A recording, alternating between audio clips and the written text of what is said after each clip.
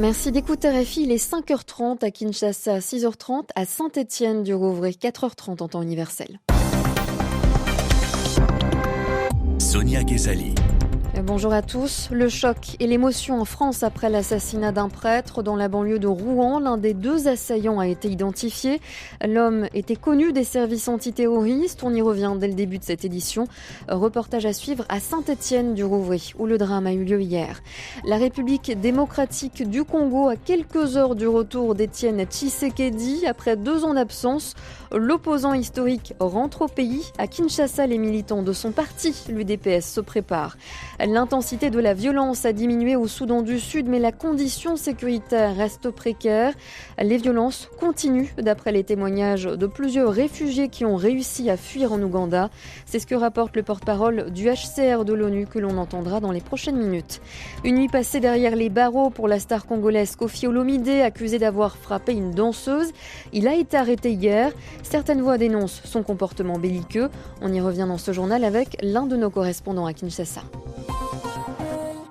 L'émotion est vive à Saint-Étienne-du-Rouvray, endeuillé après l'attaque meurtrière perpétrée au sein de l'église de cette ville située dans la banlieue de Rouen, dans l'ouest de la France, théâtre d'une prise d'otage et de l'assassinat du père Jacques Hamel hier matin, en pleine messe, par 2 jeunes hommes armés de couteaux qui ont été abattus par la police. Un otage a été grièvement blessé, mais ses jours ne sont plus en danger. L'attentat a été revendiqué par l'organisation État islamique, moins de 15 jours après l'attaque de Nice, qui a fait 84 victimes. Si le 14 juillet dernier, c'est un rassemblement populaire qui a été pris pour cible, ce mardi, c'est un symbole de la communauté chrétienne qui a été frappé. Le père Jacques Hamel avait 85 ans. Il servait comme adjoint dans la paroisse, un homme particulièrement apprécié, comme l'a constaté Anastasia Becchio. À la fin de la messe, devant la sacristie de la cathédrale de Rouen, un groupe de paroissiens vient entourer le père Auguste Mahonda, encore sous le choc.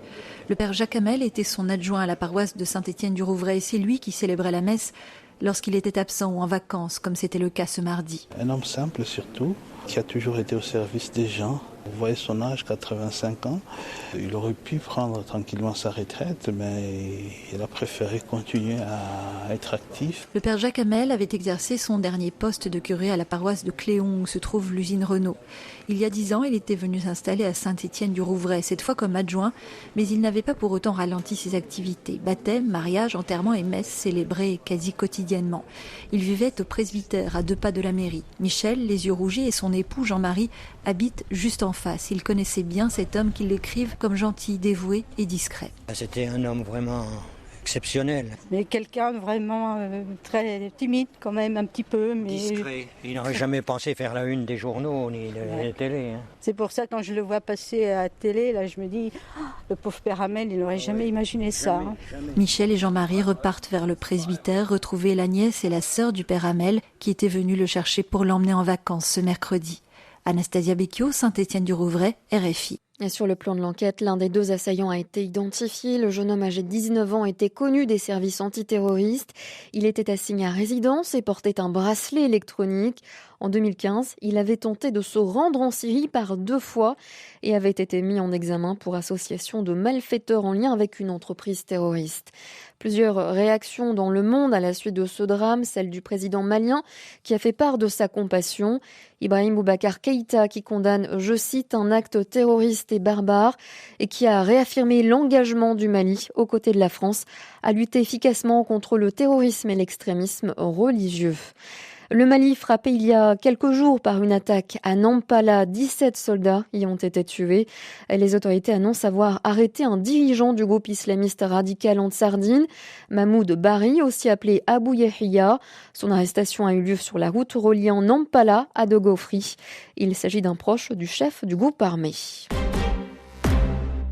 Absent ces 2 dernières années du pays, Étienne Tshisekedi fait son retour ce mercredi en République démocratique du Congo. Kinshasa se transformera-t-elle en marée humaine comme ce fut le cas par le passé lorsque l'opposant historique était rentré au pays? Il faudra attendre la mi-journée pour se rendre compte de la mobilisation des militants de l'UDPS appelés par le parti à faire le déplacement pour accueillir leur leader. Cette mobilisation a obtenu le feu vert des autorités. La police a tout de même appelé les militants au calme. Le retour du chef du parti qui a refusé de participer au comité préparatoire du dialogue initié par le président Joseph Kabila est très attendu. Il faut rappeler qu'Étienne Tshisekedi s'est exilé en Belgique pour des raisons médicales. Pour autant, dans la banlieue chic de Bruxelles où il résidait, il n'a jamais abandonné la politique, Laure Broulard. L'éternel opposant revient sur le devant de la scène. Lors du rassemblement de l'opposition à Genval, qu'il a convoqué en juin dernier, Étienne Tshisekedi faisait sa première apparition publique après plus d'1 an d'absence. Depuis son arrivée en Belgique, en effet, on ne l'apercevait plus que dans de courtes vidéos où il semblait très affaibli. La rumeur courait alors qu'il était manipulé par ses proches et incapable de faire de la politique. Aujourd'hui encore, sa démarche est mal assurée et il apparaît toujours soutenu par ses collaborateurs. Pourtant, le président de l'UDPS a multiplié les rencontres informelles pendant sa retraite en Belgique. L'année dernière, il négociait avec la majorité sur la participation de son parti au dialogue national convoqué par Joseph Kabila. Il a également rencontré Moïse Katumbi avant que celui-ci ne se déclare candidat à la présidentielle. Et depuis que le rassemblement de l'opposition l'a désigné président du Conseil des sages, il s'est entretenu avec plusieurs diplomates internationaux. Mais quelle influence l'opposant historique garde-t-il en RDC ? Son retour à Kinshasa testera sa popularité, une popularité dont espère profiter l'opposition qui a accepté de se fédérer autour de lui à Bruxelles le mois dernier. Alors, quelle popularité pour Étienne Tshisekedi ? Notre correspondante à Kinshasa, Sonia Rollet, est allée prendre le pouls dans les rangs de l'UDPS. Des militants s'étaient rassemblés hier soir devant le siège du parti à Kinshasa, partagés entre l'émotion et l'impatience, avec une conviction, celle que leur chef incarne toujours le changement. On a une joie terrible que je ne sais pas même vous exprimer les degrés. Et nous voulons vraiment vivre la présence de notre président puisqu'il nous a beaucoup manqué. 2 ans, c'est trop. Sans Tshisekedi, vous savez, les pays ne connaîtraient pas un changement que nous, les peuples congolais, nous attendons. Lui, celle que Dieu a choisi pour que le Congo puisse aller de l'avant afin que l'Afrique puisse trouver aussi un petit soulagement. Il va tout arranger. Bientôt, là, c'est la fin du mandat du Kabila. Maintenant, quand lui revient, c'est pour mettre fin à ça. Nous attendons le dialogue. Maintenant, par le dialogue, on saura qu'il va pas, mais on est sûr qu'il va partir. C'est la seule personne qui s'est battue pour l'instauration d'un état de droit. Et le gouvernement qui est en place, c'est un gouvernement qui nous dirigeait par défi. Et on a compris après que même si on donne à M. Kabila 50 ans, il ne fera rien du tout. Des propos de militants recueillis par Sonia Rollet que l'on retrouvera dans nos prochaines éditions. En direct, prochaine édition donc à 7h30 heure de Paris. Politique et justice en République démocratique du Congo toujours. 6 militants de la Lucha, graciés la semaine dernière par le président, ont été sortis de leur cellule de force. Les 6 hommes ont été remis en liberté à Goma. Ils n'avaient plus que 6 mois à purger, mais tous avaient rejeté la grâce de Joseph Kabila afin de protester contre la détention de plusieurs de leurs collègues. Détention qu'ils estiment arbitraire. Joints par RFI, les militants ont condamné la violence des autorités pénitentiaires et ont appelé une nouvelle fois à la libération des autres membres de leur mouvement emprisonnés à Kinshasa. On reste en République démocratique du Congo pour évoquer un autre titre de l'actualité locale, l'arrestation de Koffi Olomide. Le musicien a passé sa première nuit en prison. Il a été placé hier sous mandat d'arrêt provisoire, accusé d'avoir frappé l'une de ses danseuses. Et ce n'est pas la première fois que de telles accusations sont portées à l'encontre de la star de la rumba, bien connue de la justice congolaise. La correspondance à Kinshasa de Kamanda Wakamanda Muzembe. Après une première audition hier, le procureur du parquet de grande instance de la Gombe a jugé nécessaire d'approfondir l'enquête tout en gardant l'artiste musicien en état d'arrestation. Soupçonné d'avoir porté des coups sur une danseuse de son groupe à l'aéroport de Nairobi au Kenya, Koffi Olomide a ainsi passé sa première nuit au centre pénitentiaire et de rééducation de Kinshasa, la prison centrale de Makala. Ce musicien n'est pas à son premier scandale, a relevé hier une autorité du pays avant d'ajouter que l'homme n'honore pas la RDC par son comportement belliqueux. On rappelle qu'il y a quelques années, Koffi Olomide avait été condamné avec sursis pour avoir administré des coups à son producteur. Un autre procès l'attend en France pour des problèmes faux ou vrais qui opposent ce musicien à ses anciennes danseuses. Cette fois, ses détracteurs exigent des poursuites judiciaires en RDC pour violences faites à la femme, des poursuites assorties des sanctions exemplaires afin de remettre Koffi Olomide sur le droit chemin, a-t-on encore entendu dire. Mais ses nombreux fans lui trouvent tout de même des circonstances atténuantes après des excuses présentées dimanche au cours de l'émission Caribou Variété de la RTNC. Kamanda ou Kamanda Muzembe, Kinshasa, RFI. Un nouveau rapport sur les viols collectifs commis au Burundi par des Imbonerakure, la Ligue du parti au pouvoir, ainsi que par des hommes en tenue policière. Ce rapport de l'ONG Human Rights Watch est basé sur les témoignages de 70 victimes recueillies en mai dernier dans le camp de réfugiés de Ntuda, en Tanzanie. Là, ces femmes continuent de subir des violences sexuelles, dont le motif est le plus souvent politique, selon Karina Tertsakian, responsable de recherche à Human Rights Watch. Il semble que ces Imbonerakure visaient certaines femmes dont les hommes étaient soit membres ou proches de partis d'opposition. Certains de ces hommes ont été pris, emmenés, enlevés. Dans certains cas, on ne connaît pas leur sort. Dans d'autres, on a retrouvé leurs cadavres après. Et puis parfois, ces gens revenaient dans les maisons, prenaient les femmes et les violaient, donc après avoir emmené leur mari. Les autorités burundaises nient la véracité de ces accusations et vous accusent de partialité. Que leur répondez-vous ? Ce que nous regrettons, c'est que les autorités ne prennent pas la peine de répondre d'une manière précise aux informations que nous publions. Nous avons écrit une lettre au président du CNDD-FDD, Pascal Nyabenda, résumant nos constats et lui demandant sa réponse, mais jusqu'à présent, nous n'avons toujours pas sa réaction directe. La responsable de recherche à Human Rights Watch, Karina Tertsakian, au micro de Carole Valade. Il est 7h41 à Juba, au Soudan du Sud, où des violences continuent depuis plus d'un mois. La fuite vers l'Ouganda de 37 000 Sud-Soudanais, c'est justement l'une des conséquences de ces violences. Le chiffre est donné par l'ONU, Et si la situation s'est quelque peu apaisée dans la capitale Juba, les combats persistent dans certaines régions. Les factions rivales du chef de l'État Salva Kiir et celles de l'ancien vice-président Riek Machar s'affrontent. Plusieurs témoignages de réfugiés font état de ces violences, comme l'explique Adrian Edward. Il est le porte-parole du Haut-Commissariat aux réfugiés de l'ONU. À l'intérieur du Soudan du Sud, l'intensité de la violence a certes diminué depuis début juillet, mais la situation sécuritaire reste précaire. Les nouveaux arrivants en Ouganda font état de combats en cours, de pillages par des milices armées, d'incendies de maisons et de meurtres de civils. Certaines femmes et enfants nous ont dit qu'ils avaient été séparés de leur mari ou de leur père par des groupes armés qui auraient recruté de force des hommes dans leur rang après les avoir empêchés de traverser la frontière. La situation est extrêmement préoccupante. Les arrivées quotidiennes étaient en moyenne d'environ 1500 personnes il y a 10 jours, mais elles ont augmenté à plus de 4000 la semaine dernière. Et il pourrait y avoir d'autres arrivées prochainement. Des propos recueillis par Léonard Vincent. Leur nom y est inscrit pour avoir pratiqué la fraude ou la corruption. Il s'agit de la liste noire de la Banque mondiale qui recense plus d'1 millier d'entreprises dans une centaine de pays, toutes sous le coup de sanctions pour des malversations. Certaines de ces sociétés se trouvent à Madagascar. Les détails à Antananarive de Volana à Razafi Manantsou. 6 entreprises malgaches figurent toujours dans la liste des entreprises sanctionnées par la Banque mondiale. Il s'agit de sociétés de construction, toutes situées dans la capitale Antananarive. Ces entreprises ont été reconnues coupables de corruption ou de s'être livrées à des manœuvres frauduleuses en vue de l'obtention d'un marché. La sanction principale, être inéligible pour tous les marchés financés par la Banque mondiale de façon temporaire.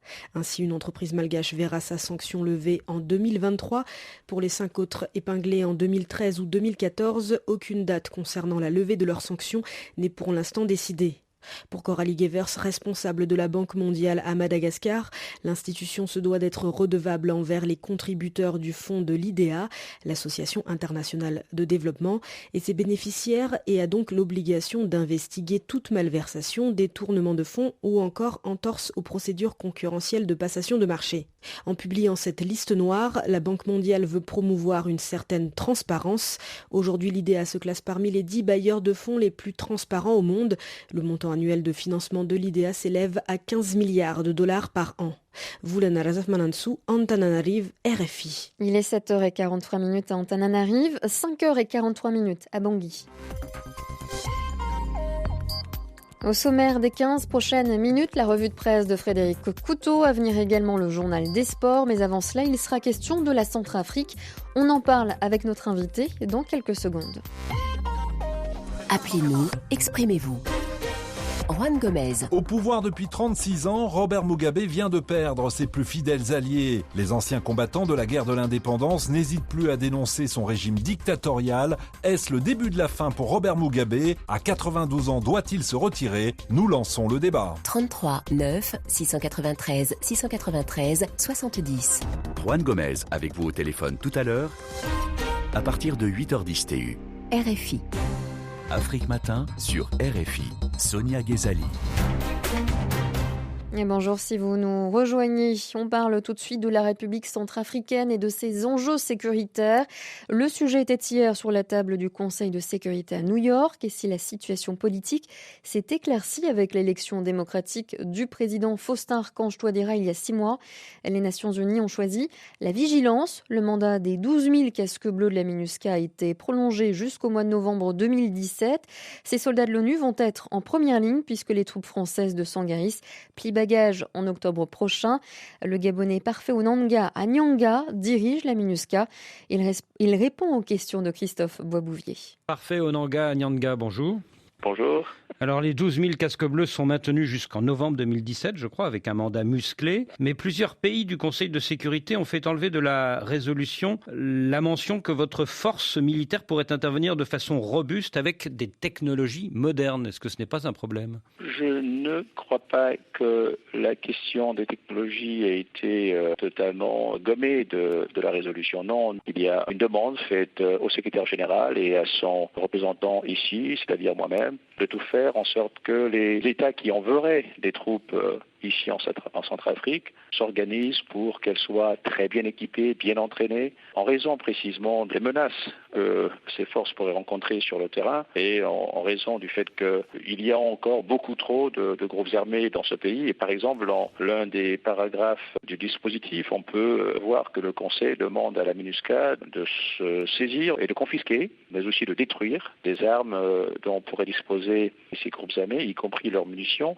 Et ce faisant, nous avons là quelque chose qui est clairement robuste et je crois que c'est bien le sens de cette résolution. Il n'empêche, dans un rapport publié il y a quelques semaines, le numéro 2 du secrétariat général de l'ONU, le français Hervé Ladsous, constate que la situation est fragile et réversible. Il note notamment que l'ancien chef Seleka Noureddine Adam essaie de réunifier l'ancien mouvement qui tenait Bangui en 2013. C'est des informations préoccupantes, c'est vrai, nous sommes, en tout cas toute la mission est à pied d'œuvre et l'un des accents particuliers de ce mandat, ce sera précisément de doter la MINUSCA d'une plus grande mobilité et d'une grande flexibilité dans sa capacité opérationnelle et donc cela nous permettrait, je crois, j'en suis convaincu, d'avoir le dessus sur toute force négative sur le terrain. Et le vrai défi pour les Centrafricains, c'est de se retrouver, le chef de l'État Touadéra a tendu la main, il a invité tous les acteurs politico-militaires autour d'une table, il faut saisir cette opportunité parce qu'il n'y en aura pas d'autres. C'est un message à Noureddine Adam ? On espère que tous, y compris évidemment M. Noureddine Adam, entendra raison et viendra donc autour de la table. Est-ce que vous ne péchez pas par excès d'optimisme ? Le président Touadéra dit que la patrie est en danger et que de vastes zones de son territoire continuent d'échapper à tout contrôle. On pense notamment aux régions de Bambari, de Ndélé, de Birao, qui sont sous contrôle rebelle. On a l'impression que vous parlez comme si tout allait bien. Ah non, mais pas du tout, pas du tout. Ce que je dis, c'est précisément que nous sommes au milieu du gué. Mais aujourd'hui, le monde entier est autour de la Centrafrique. En novembre bientôt, il y aura une table ronde des partenaires, des bailleurs de fonds pour dire à la Centrafrique, bravo, il va y avoir un dividende de la paix si vous continuez sur la voie de la paix. Est-ce que vous ne craignez pas que le départ des Français ne laisse un grand vide ? Écoutez, si ça ne dépendait que de moi, on n'aurait jamais dû changer une équipe qui gagne, parce qu'ensemble, on a fait de très belles choses. Mais bon, la MINUSCA va monter en puissance. Bientôt, elle va recevoir de nouvelles capacités, des éléments renforcés de sa troupe qui viendront ici avec des spécificités particulières. Maintenant, nous ne le ferons pas seuls. Depuis près de 10 jours, la nouvelle équipe de formation de l'Union européenne, l'UTM, est en place et commence donc le dur labeur de former les forces armées centrafricaines. De nouvelles capacités, ça veut dire quoi ? Plus d'hélicoptères, plus de blindés ? Un peu tout cela. Mais pour moi, je crois que rien ne pourra remplacer la volonté des Centrafricains de renégocier ensemble leur contrat social. En septembre prochain, les quelques 300 gendarmes burundais de votre force MINUSCA ne seront pas remplacés quand ils partiront. Pourquoi cela ? Il y en aura d'autres. Venus d'autres pays. Voilà, exactement, de la Jordanie ou de... Mais pourquoi ne souhaitez-vous pas garder les Burundais ? Est-ce parce que vous craignez que les nouveaux arrivants ne soient des officiers et des soldats du Burundi qui auraient pu commettre des exactions dans leur pays et qui cherchent à se recycler en Centrafrique par la grâce de l'ONU ? Il faut reconnaître que c'est une exigence qui n'est pas négligeable. Vous savez, nous sommes porteurs de valeurs qui permettent justement à l'humain de s'épanouir. Au mois de janvier, vous avez demandé le départ de tout le contingent en provenance du Congo-Kinshasa. Est-ce aussi pour des raisons de valeur, parce que certains d'entre eux avaient été accusés d'avoir commis des viols sur des jeunes filles centrafricaines ? Écoutez, ce que je peux dire, c'est que aujourd'hui, il faut se satisfaire du fait que le gouvernement de la République démocratique du Congo a pris l'initiative de mener un certain nombre de procès assez exemplaires dans leur pays, précisément pour condamner ceux qui avaient été des auteurs de ces crimes horribles. Parfait, Onanga Nyanga. Quand vous avez pris la tête de la MINUSCA il y a un an, on avait déjà recensé 14 cas de viol ou d'abus sexuels commis par des casques bleus. Quelles mesures avez-vous prises depuis un an ? Énormément. Et depuis, il y a eu l'adoption de la résolution 2272 du Conseil de sécurité. Désormais, il y est dit que le secrétaire général est habilité à renvoyer des contingents entiers si jamais il était avéré que les pays d'origine de ces contingents ne faisaient pas diligence dans l'exigence de faire toute la lumière sur les crimes qu'auraient pu commettre justement les éléments de leur contingent. Nous ne pouvons pas nous permettre, en tant que Nations Unies, de cautionner de telles horreurs. Parfait, Onanga Nyanga. Merci. Parfait, Onanga Nyanga, à la tête de la MINUSCA, il répondait à Christophe Boisbouvier. Le tour de l'actualité dans le monde, une profanation de la République. Propos de François Hollande, le président français. La France qui a connu hier un nouvel attentat. Un prêtre de 86 ans a été égorgé en pleine messe dans une église de Saint-Étienne-du-Rouvray dans l'ouest du pays. Un autre otage a également été grièvement blessé. Les deux assassins ont été abattus par la police. L'un d'eux, un jeune homme de 19 ans, était connu des services de renseignement pour radicalisation islamiste. Il avait tenté par 2 fois de se rendre en Syrie.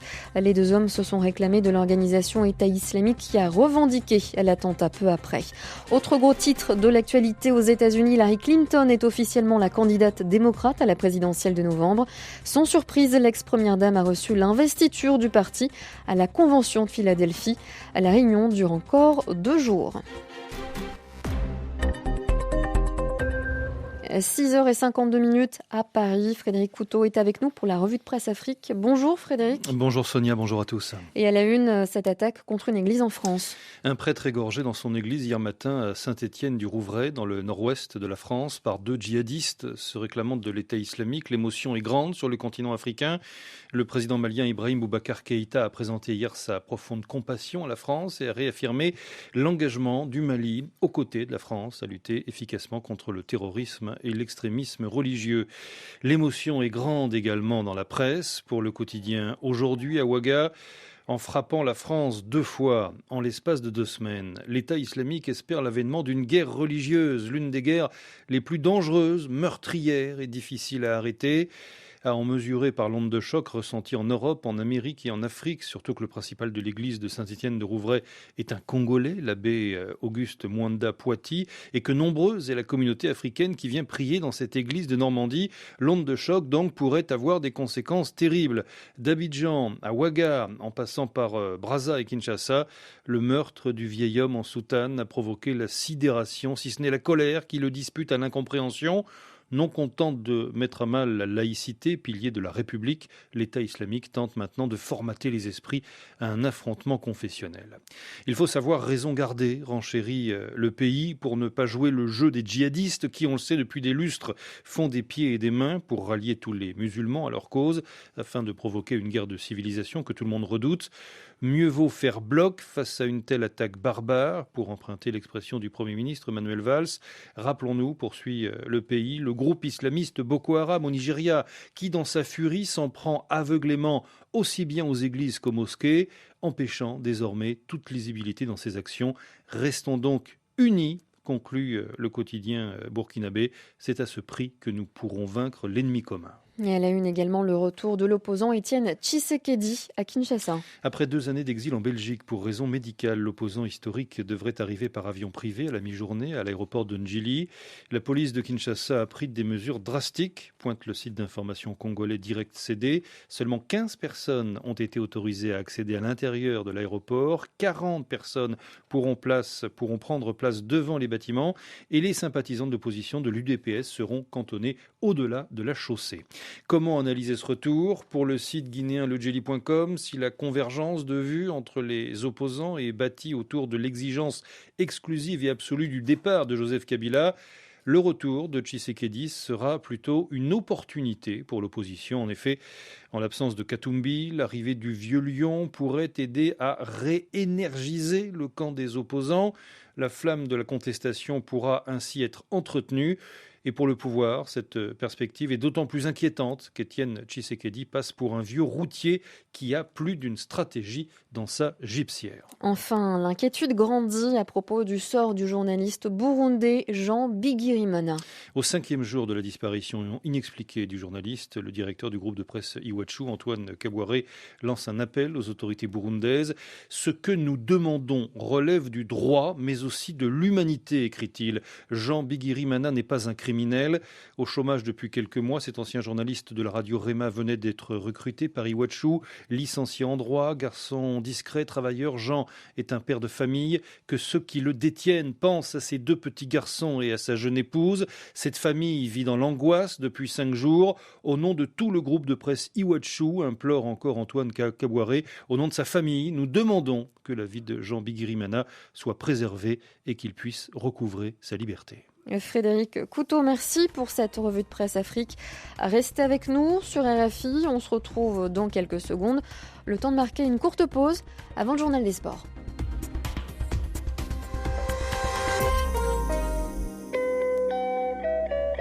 RFI.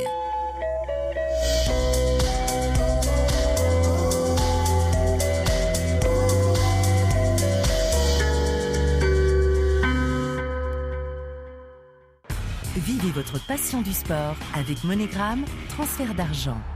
À 6h57 à Paris, le journal des sports. Tout de suite avec vous, Pierre Chaperon, bonjour. Bonjour Sonia. Les Coupes d'Afrique des clubs de football en Coupe de la Confédération, suite de la 4e journée ce mercredi. Dans le groupe A, le TP Mazembe reçoit les Algériens du Mouloudia Béjaïa. Une victoire et les Corbeaux valideraient leur place en demi-finale. Mais attention aux Algériens, plutôt coriaces. Pour preuve, les 2 équipes ont fait match nul. 0-0 il y a 10 jours. De quoi donner des idées à l'entraîneur Nasser Sanjak. Dans l'absolu, on a eu fait un résultat. Sinon, on n'aurait pas fait 8000 km comme ça. On a des chances, ils ont des chances. On va essayer de reproduire ce qu'on a fait au match aller. Encore plus sérieux parce que le TP Mazembe à domicile n'est pas le TP Mazembe à l'extérieur. Même si je sais qu'avec ça, ils sont très très très costauds. Maintenant, ce sera à nous d'apprendre. J'espère que pendant ce match-là, ça va faire grandir mes joueurs. Parce que j'ai des joueurs très jeunes. Et j'espère qu'on va pouvoir faire honorer réellement notre présence lors de ce match. Propos recueillis par Pascal Mwangala. En cas de succès, le TP Mazembe aurait 5 points d'avance sur son adversaire du jour et sur Medeama, les Ghanéens vainqueurs 3-1 hier des Tanzaniens des Young Africans. Et dans le groupe A, c'est terminé pour l'Al-Ahly Tripoli. Les Libyens sont éliminés après leur défaite 1-0 face à l'Étoile du Sahel. 4e défaite de suite en autant de rencontres pour les Tripolitains. Écoutez le milieu de terrain ivoirien tunisien Vakoun Bayo, une rencontre difficile mais la concentration a payé. C'est difficile compte tenu d'abord on joue à l'extérieur, on joue pas à domicile, donc il faut rester toujours concentré et c'est ce que nous avons fait et voilà, ça a payé. Je dis, voilà, on va pas d'abord s'affoler, on va rester toujours concentré et travailler encore davantage. Ouais, très difficile au départ, mais les joueurs ils ont su être concentrés et aujourd'hui, vers la fin, on a eu un but. On va continuer comme ça, notre petit bout de chemin. Voilà. Au classement, l'Étoile du Sahel revient provisoirement à hauteur du FUS de Rabat avec 7 points. Les Marocains qui affrontent ce mercredi leurs compatriotes du KOK Marrakech. Et 4e journée également, Pierre, en Ligue des Champions. Dans le groupe A, victoire impérative pour l'ASEC Abidjan face aux Zambiens du Zesco United s'ils veulent espérer revenir à hauteur de la 2e place. Dans l'autre rencontre, le Wydad en tête de cette poule accueille le National du Caire, dernier. Dans le groupe B, les Sud-Africains des Mamelodi Sundowns affrontent les Égyptiens du Zamalek du Caire. En cas de victoire, le club de Pretoria serait assuré d'être en demi-finale. Merci Pierre Chaperon pour ce journal des sports. C'est la fin de cette édition. Restez avec nous. Dans quelques secondes, vous allez retrouver Jean-Baptiste Marot pour la suite d'RFI Matin. Très belle journée à vous sur RFI. Le journal des sports Afrique vous a été proposé par MoneyGram Transfert d'argent. Plus de 30 000 points de vente MoneyGram à votre service partout en Afrique. MoneyGram, le lien qui vous rapproche.